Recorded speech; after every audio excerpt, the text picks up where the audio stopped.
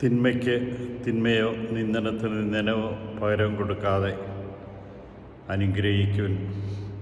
പത്രോസ്ലീഹയുടെ 1-ാം ലേഖനം 3-ാം അധ്യായം 9-ാമത്തെ വാക്യത്തിൽ പറയുന്നുണ്ട്. കർത്താവ് തന്നെയാണ് പറയുന്നത്, നിന്നെ പീഡിപ്പിക്കുന്നവർക്ക് വേണ്ടി പ്രാർത്ഥിക്കുവിൻ, നിന്നെ ദ്രോഹിക്കുന്നവരെ അനുഗ്രഹിക്കുമെന്ന കർത്താവ് പറയുമ്പോൾ ഈ വചനം സമ്പൂർണ്ണമായിട്ട് നമ്മുടെ ജീവിതത്തിൽ നിറവേറിയാൽ നാം ഒരു അനുഗ്രഹമായിട്ട് മാറും. തിന്മ ചെയ്യുന്നവർക്ക് നന്മ ചെയ്യുക, നിന്നെ നിന്ദിച്ച് സംസാരിക്കുന്നവരെ അനുഗ്രഹിച്ച് സംസാരിക്കുക.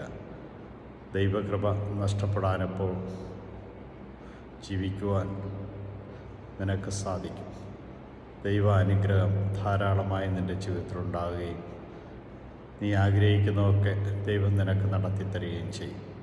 അതുകൊണ്ട് നമ്മെ പീഡിപ്പിച്ചവർക്ക് വേണ്ടി പ്രാർത്ഥിക്കാം, ദ്രോഹം ചെയ്തവരെ അനുഗ്രഹിക്കാം, തിന്മ പറഞ്ഞവർക്കെതിരെ നന്മ പറയുവാനായിട്ടുള്ള ചങ്കൂറ്റവും കൃപയ്ക്കും വേണ്ടി നമുക്കിന്ന് പ്രാർത്ഥിക്കാം.